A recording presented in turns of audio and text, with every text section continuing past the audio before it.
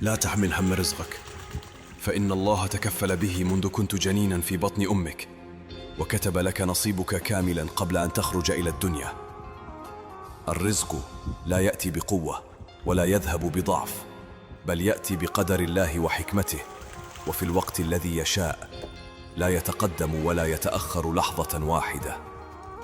قد تبذل الأسباب وتسعى وتجتهد، لكن تذكر دائما أن السعي سبب، وأن الرازق هو الله وحده. فاطمئن، فما كتبه الله لك ستراه أمامك.